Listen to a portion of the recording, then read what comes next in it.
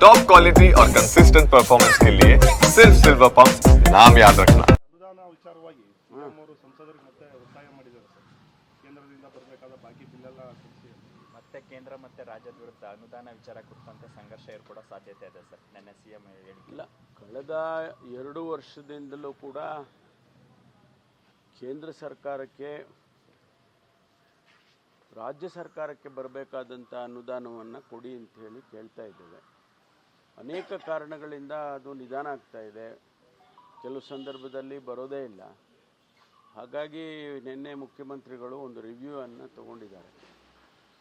ಸಂಸದರಿಗೆಲ್ಲರಿಗೂ ಕೂಡ ಮನವಿ ಮಾಡಿದ್ದಾರೆ, ನೀವು ಕೇಂದ್ರ ಸರ್ಕಾರದಲ್ಲಿ ಒತ್ತಾಯ ಮಾಡಿ ರಾಜ್ಯಕ್ಕೆ ಹಣ ಬಿಡುಗಡೆ ಮಾಡಿಸಿ ಅಂತ ಹೇಳಿದ್ದಾರೆ.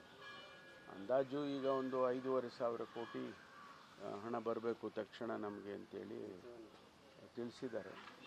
ಅದಕ್ಕೆ ರಾಜ್ಯ ಮತ್ತು ಕೇಂದ್ರ ಇರ್ತಕ್ಕಂಥ ಸಂಬಂಧದ ಬಗ್ಗೆ ಈಗ ನಾವು ಅದರ ಅಡಿಯಲ್ಲೇ ನಾವು ಒತ್ತಾಯ ಮಾಡಬೇಕು.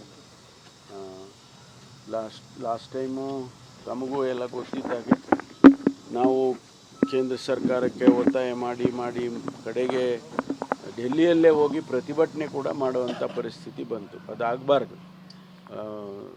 ಸಾಮಾನ್ಯವಾಗಿ ಕೇಂದ್ರ ರಾಜ್ಯ ನಮ್ಮ ರಿಲೇಷನ್ಶಿಪ್ ಇದೆಯಲ್ಲ, ಸ್ಟೇಟ್ ಆ್ಯಂಡ್ ಸೆಂಟರ್, ಅದಕ್ಕೆ ಒಂದು ನಿಯಮಗಳನ್ನು ಮಾಡಿಟ್ಟಿದ್ದಾರೆ. ಅದರ ಅಡಿಯಲ್ಲಿ ಅವರು ಅರ್ಥ ಮಾಡ್ಕೊಳ್ಬೇಕು, ನಾವು ಅರ್ಥ ಮಾಡ್ಕೊಳ್ಬೇಕು.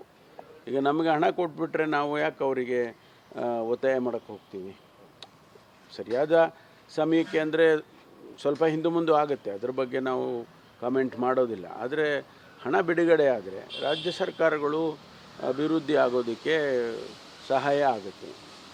ಆ ದೃಷ್ಟಿಯಲ್ಲಿ ನಾನು ಕೂಡ ಒತ್ತಾಯ ಮಾಡ್ತೇನೆ ಕೇಂದ್ರ ಸರ್ಕಾರಕ್ಕೆ, ನಮಗೆ ಹಣ ಬಿಡುಗಡೆ ಮಾಡಿಕೊಡಿ. ಹಾಗೆ ಸರ್, ನಿನ್ನೆ ಸಭೆಗೆ ಅನೇಕ ಸಂಸದರು ಕೂಡ ಗೈರಾಗಿದ್ದರು ಸರ್. ಅಂದರೆ ಸಂಸದರು ಮತ್ತು ಸರ್ಕಾರ ಅವ್ರನ್ನ ಗೌರವಿಸುವಾಗಿ ಕರೆಯೋದಿರ್ಬೋದು ಅಥವಾ ಅವ್ರು ಮಾಡೋ ಪ್ರಯತ್ನ ಮಾಡಲಿಲ್ವಾ ಅಂತ ಸರ್ ನಿನ್ನೆ ಸಭೆಗೆ? ಇಲ್ಲ, ಅದು ಯಾವ ಕಾರಣಕ್ಕೆ ಅವ್ರು ಬರಲಿಲ್ವೋ, ಅವ್ರಿಗೂ ಕೆಲಸ ಕಾರ್ಯಗಳು ಇರುತ್ತವೆ, ಅವರಿಗೆ ಬಂದಿರಲಿಕ್ಕಿಲ್ಲ.